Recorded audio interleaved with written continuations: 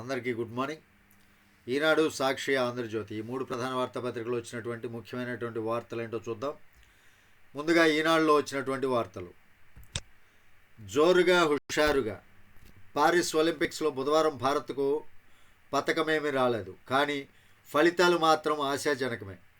ఇప్పటికే 2 కాంస్యాలు తెచ్చిపెట్టిన షూటింగ్లో మరో పతకం దిశగా అడుగు పడింది. 50 మీటర్ల రైఫిల్ 3 పొజిషన్స్ విభాగంలో స్వప్నిల్ ఫైనల్కు అర్హత సాధించాడు. ఓకే, బాగుంది.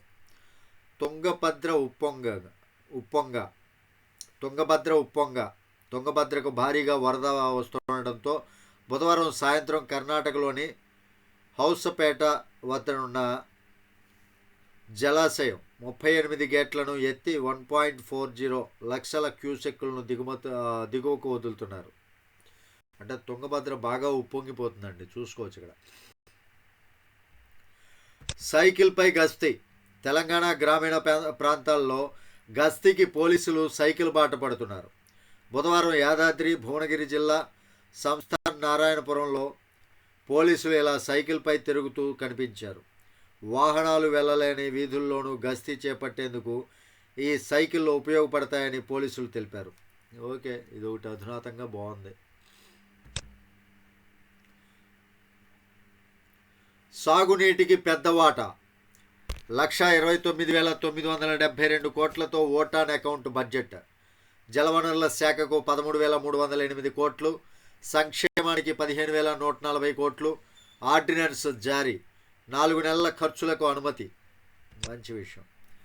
రాష్ట్ర ప్రభుత్వం ఓటాన్ అకౌంట్ బడ్జెట్ను ఆమోదం పొందింది. మొత్తం 1,20,972 కోట్లతో ప్రతిపాదించిన ఈ బడ్జెట్ను ఆమోదిస్తూ గవర్నర్ జస్టిస్ అబ్దుల్ నజీర్ బుధవారం ఆర్డినెన్స్ జారీ చేశారు. ప్రస్తుత ఆర్థిక సంవత్సరంలో రాబోయే 4 నెలల కాలానికి ప్రతిపాదించిన ఈ బడ్జెట్లో జలవనరుల శాఖకు కూటమి ప్రభుత్వం పెద్దపీట వేసింది. భారీ మధ్య తరహా చిన్న నీటి పారుదల 13,308.5 కోట్లు పెట్టుబడి వ్యయంగా కేటాయించింది. గత ఐదేళ్లలో నీరసించిన పలు ప్రాజెక్టుల పనులను పరుగులు పెట్టించేందుకు నీటిపారుదలకు భారీగా నిధులు ఇచ్చింది.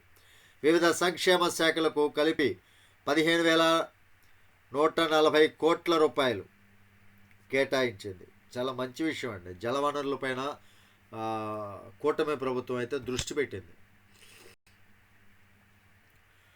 పెట్టుబడుల సాధనకు కొత్త విధానం. రాష్ట్రంలో మరో 4 ఇండస్ట్రియల్ క్లస్టర్లు. రాబోయే 100 రోజుల్లో 5 పాలసీలు. ఏడాదిలో 1,00,000 కోట్ల రూపాయల ప్రాజెక్టుల పూర్తికి కృషి. పరిశ్రమల శాఖపై సమీక్షలో ముఖ్యమంత్రి చంద్రబాబు.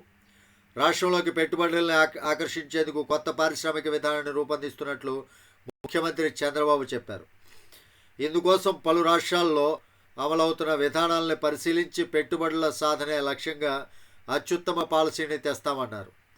గత 10 ఏళ్లలో వివిధ సంస్థలతో కుదుర్చుకున్న అవగాహన ఒప్పందాలతో ఎన్ని వాస్తవ రూపం దాల్చాయి, మిగతా వాటి పరిస్థితి ఏమిటి అనే అంశాలను పరిశ్రమల శాఖ అధికారులతో సీఎం సచివాలయంలో బుధవారం సమీక్షించారు.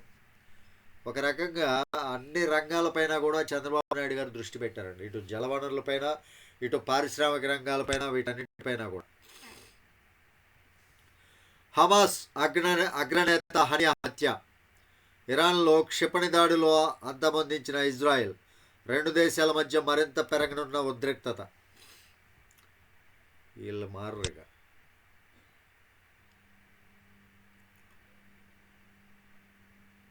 మృత్యు దిబ్బలైన ఊళ్ళు. తుడిచిపెట్టుకుపోయిన మండక్కై జంక్షన్,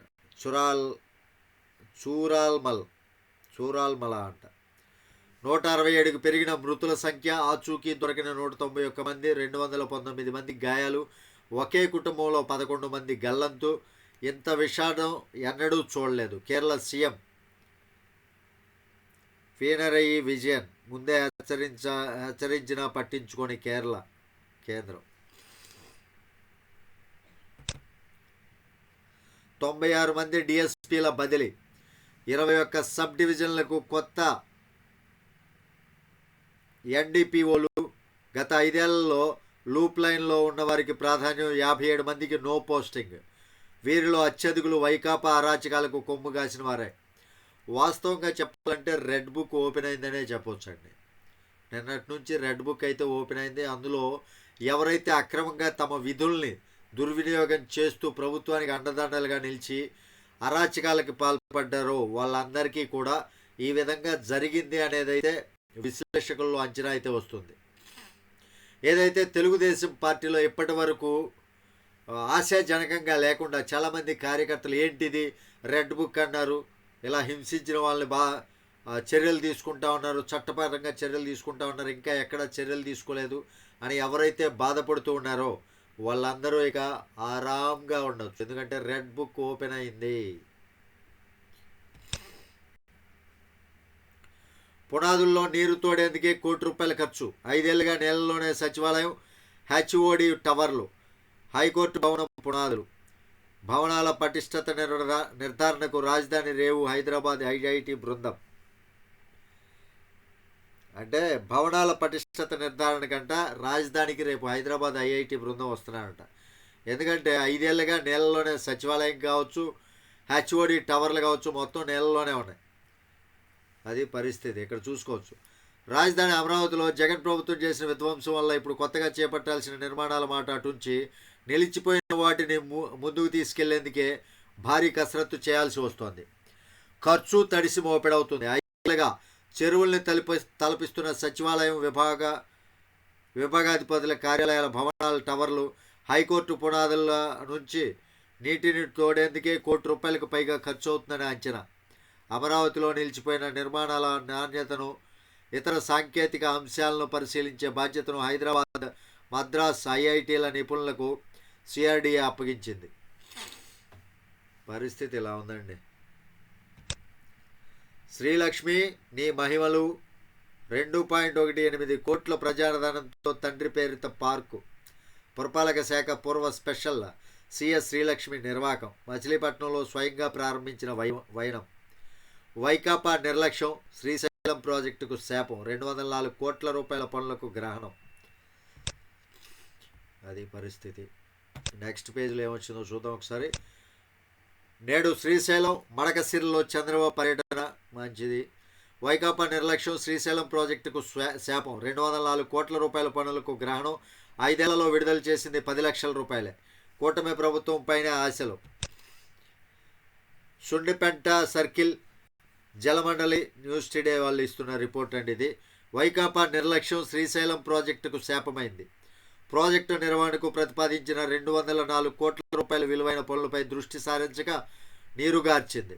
130 కోట్లు ఖర్చు చేస్తే పూర్తయ్యే పనులకు వైకాపా ప్రభుత్వ నిర్లక్ష్యం వల్ల ఇప్పుడు 204 కోట్ల రూపాయలు వెచ్చించాల్సిన పరిస్థితి నెలకొంది.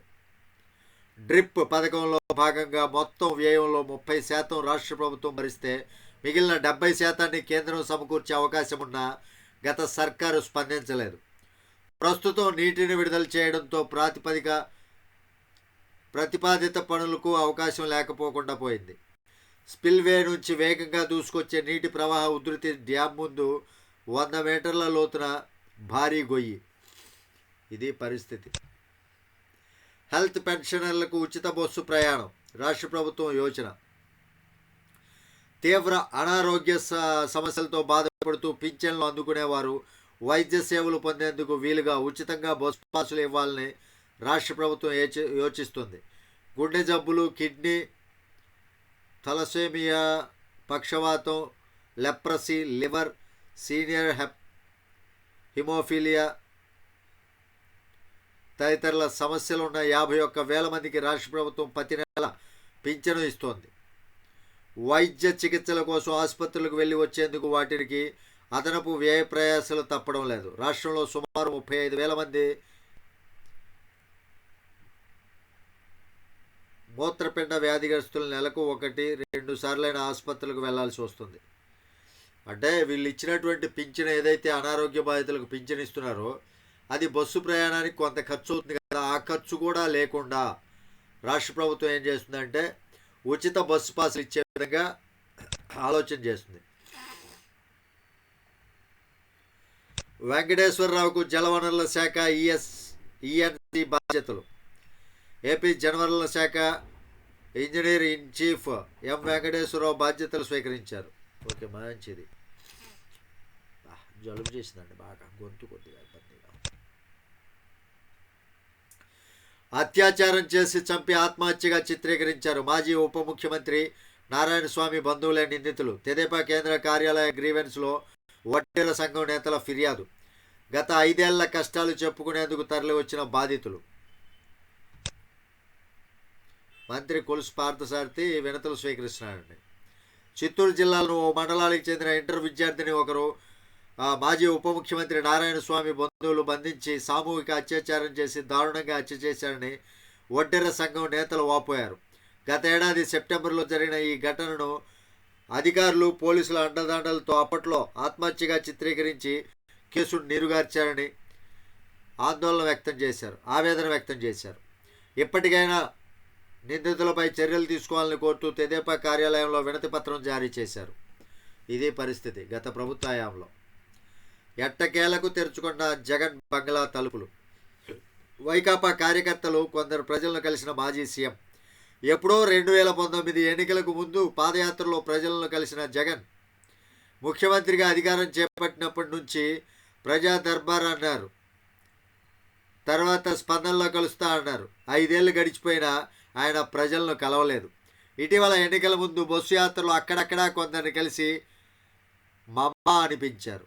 ప్రతిపక్షంలోకి వచ్చాక జగన్ జనాన్ని రోజూ కలవబోతున్నారని 3 వారాల క్రితం నుంచి పార్టీ పెద్దలు ఏర్పాట్లు చేసుకున్న అది జరగలేదు.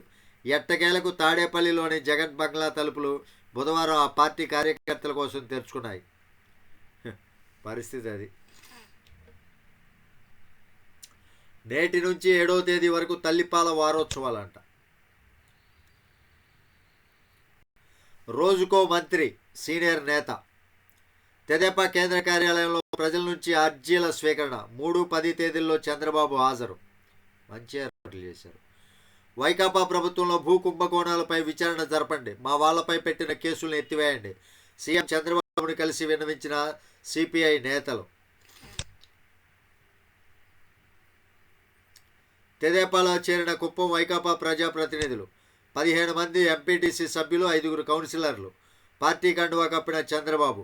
కుప్పంలో వైకాపా ఖాళీ అవుతుందన్న ఎమ్మెల్సీ శ్రీకాంత్. మంచిది. గత ప్రభుత్వం పాపం వల్లే ఆరోగ్యశ్రీ బిల్లులో జాప్యం. ఆగస్టు 1నే 64 లక్షల మందికి పింఛన్ల పంపిణీ.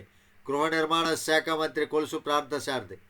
ఇది రైటేనండి. యాక్చువల్గా చెప్పాలంటే సాక్షులు ఏదైతే విషకథనం రాస్తున్నారో ఆరోగ్యశ్రీ గురించి, అది వాళ్ళ హయాంలో ఉన్నటువంటి పెండింగ్ బిల్లులు. దాన్ని చెల్లించకపోతే ఎలక్షన్ కోడ్ అప్పుడు కూడా కొన్ని రాజీ ప్రయత్నాలు చేశారంటే ఆపద్ధర్మ ముఖ్యమంత్రిగా కొనసాగుతారు కదా కోడ్ అమల్లోకి వచ్చిన తర్వాత. ఆ కోడ్ అమల్లోకి వచ్చిన తర్వాత కూడా జగన్మోహన్ రెడ్డి ప్రభుత్వంతో ఆరోగ్యశ్రీకి సంబంధించినటువంటి హాస్పిటల్స్ వాళ్ళు చర్చలు జరిపారు. అవి విఫలమైనవి. ఎప్పటి నుంచో జరుగుతున్నటువంటి చర్చలు, ఆరోగ్యశ్రీ సేవలు నిలిపిస్తామని బెదిరిస్తున్నారు ఎప్పటి నుంచో. అది ఇప్పుడు కూటమి ప్రభుత్వం వచ్చాక జరుగుతున్నట్లుగా సాక్షిలో కథనాలు అనమాట. ఏడుపు కొట్టు రాతలు అలాగే ఉంటాయి. సరే, ఒకసారి సాక్షిలో ఏడుపు కొట్టు రాతలు ఒకసారి చూద్దాం. అయినా ఇదెక్కడి రోగం? ఆరోగ్యశ్రీ పథకాన్ని కనుమరుగు చేయడమే చంద్రబాబు లక్ష్యం.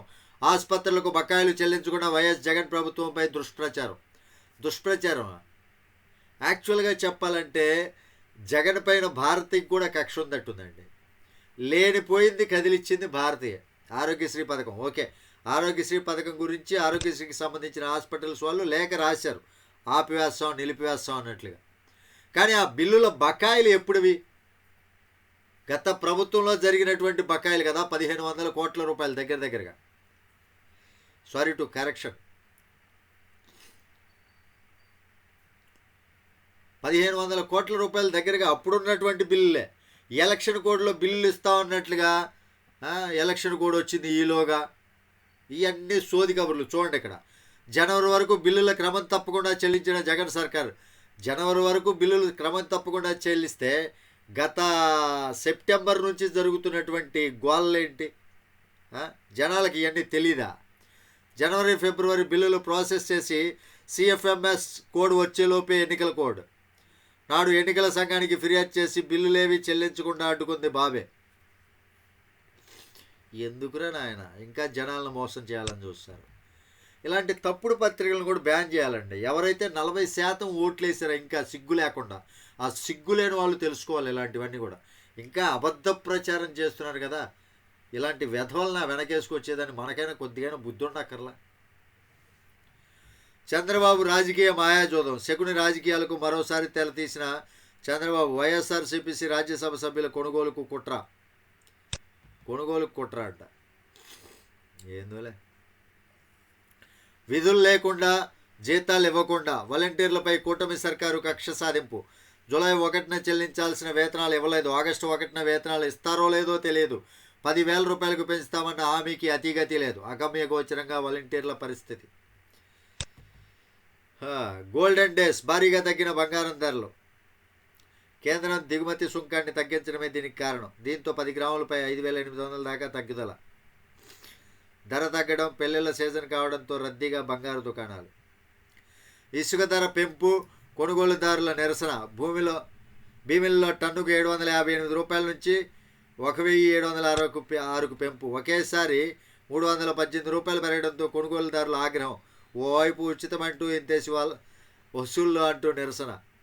మరని ఇంకమ్మా అక్కడ ఇప్పుడు ట్రక్కు లోడ్ చేయాలంటే లోడింగ్ ఛార్జీలు ఉంటాయి కదా, లోడింగ్ ఛార్జీలని, అక్కడ నుంచి ట్యాక్స్ ఉంటాయి కదా, రవాణా ఖర్చులు. ఆ ఖర్చులు కూడా లేకుండా ఫ్రీ అంటారా? ఇసుక ఫ్రీ, ఆ ఖర్చులు అయితే ఉంటాయి కదా. భారతే ఏం భారతే, నువ్వు పేపర్ని ఎలా చేస్తున్నావు? విడదల రజని, నువ్వు కూడా మాట్లాడేదని అయ్యావా సిగ్గు లేకుండా. చంద్రబాబు రాజకీయ మాయాజోదం. జనసేన నేత వేధింపులతో మహిళ బలవన్మరణం. మట్టిపోసి వాలంటీర్ ఇంటి దారి మూసివేత.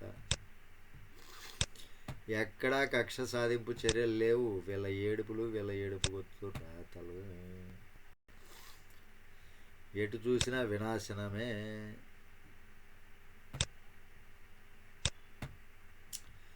ఇక ఆంధ్రజ్యోతిలో ఏంటో చూద్దామండి. వీళ్ళు రాసే కరెక్ట్గా ఉండవులే. ఇంజనీరింగ్ కాలేజీల్లో డిగ్రీ అంట. బీసీఏ, బీబీఏ కోర్సులకు సర్కారు అనుమతి. కోర్సుల కనీస ఫీజు 18,000 ఖరారు. 1-2 రోజుల్లోనే ఉత్తర్వులకు అవకాశం. బీసీఏకు కొన్ని కాలేజీల్లో అదనపు వసూళ్లు. వెనక్కి వచ్చేయండి. వైసీపీ వేధింపులతో వెనక్కి వెళ్ళిన పారిశ్రామికవేత్తలతో చర్చలకు నిర్ణయం. వారికి భరోసా కల్పించే దిశగా చర్యలు. రాష్ట్రంలో పారిశ్రామిక పునరుత్తేజానికి 5 పాలసీలు, 4 కొత్త క్లస్టర్లు. ఏడాదికి 1,00,000 కోట్ల పెట్టుబడులు, 1.36 లక్షల ఉద్యోగాలు. ఇదే లక్ష్యంతో పారిశ్రామిక ప్రగతికి ప్రత్యేక ప్రణాళిక. పరిశ్రమలపై సమీక్షలో సీఎం కీలక నిర్ణయాలు. పెండింగ్ ప్రోత్సాహకాల చెల్లింపుపై సానుకూలత. మల్లపల్లి భూముల ధరలు తగ్గింపునకు ఆదేశాలు. 5 ఏళ్లు దాటితే కొత్త ఫాస్ట్యాగ్, 3 ఏళ్లు దాటితే కేవైసీ చేయించాలి. నేటి నుంచి నిబంధనల్లో మార్పు. అమలుకు అక్టోబర్ 31వ తేదీ చివరి తేదీ. ఫాస్ట్యాగ్ నిబంధనలు మార్చారంటండి. 4 నెలల్లో 1.29 లక్షల కోట్లు. ఓటాన్ అకౌంట్పై ఆర్డినెన్స్ జారీ. ఓకే, ఇది ఆల్రెడీ చూసాము. ఎక్కడ చూసినా వైనాడులో మృత్యువు విలైతాండవం. సోఫాలో కూర్చునే మరణించిన ఓ కుటుంబం. పరిగెడుతూ బురదలో ఇరుక్కొని కొందరు. శునకాలు గుర్తించిన మృతదేహాల వెలికితీతకు బండరాళ్ల అడ్డంకులు. భారీ వర్షాలతో మరిన్ని ఆటంకాలు. 1000 మందిని కాపాడిన సైన్యం. వారం క్రితమే హెచ్చరించాం అమిత్ షా. అంతా అబద్ధం, రాజకీయాలకు సమయం కాదు. కేరళ సీఎం పినరయి. విషాదమే. 270కి పెరిగిన మృతుల సంఖ్య. 240కి పైగా గల్లంతు. విపత్తును సుమోటోగా తీసుకున్న యాంగ్జైటీ మానవ చర్యల వల్లే. వయనాడు విలయానికి కారణం అదే. కేరళలో తరచూ ప్రమాదాలు. అందుకే పర్యావరణవేత్త మాధవ్ గాడ్గిల్ ధ్వజం. పశ్చిమ కనుమల పర్యావరణ పరంగా సున్నితమైనవంటూ 2011లో నివేదిక. అక్కడ అభివృద్ధి కార్యక్రమాలు, మైనింగ్పై ఆంక్షలు విధించాలని సూచన. తిరస్కరించిన కేరళ రాజకీయ పార్టీలు. ఇప్పటికే అమలు చేయని ప్రభుత్వాలు. అది పరిస్థితి. పోర్టులో భూచోళ్ళు అంటే భూమిని దొంగిలించారు అని. కొరగాని కంపెనీలకు కాకినాడ యాంకరేజ్ పోర్టు భూములు. వ్యాపారం పేరుతో లీజుకు తీసుకుని ఏళ్ల తరబడి ఖాళీగానే. వైసీపీ ప్రభుత్వంలో మంత్రి అనుచరుడి కోసం కేటాయింపు. మెట్ మెరైన్ కంపెనీ పేరిట 5 ఎకరాలకు పైగా అప్పగింత.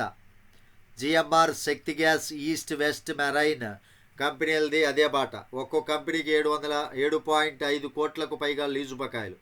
కారు చౌక ధరలతో భూములు కొట్టేసి డబ్బులు కట్టని వైనం. శ్రీశైలానికి ప్లంజ్ పూల్ దెబ్బ. భారీ గొయ్యితో డ్యాం పునాదులు ఆల్రెడీ చూసాం. 96 మంది డిఎస్పీలు బదిలీలు. వయనాడు గురించి విషాదం గురించి రాశారు.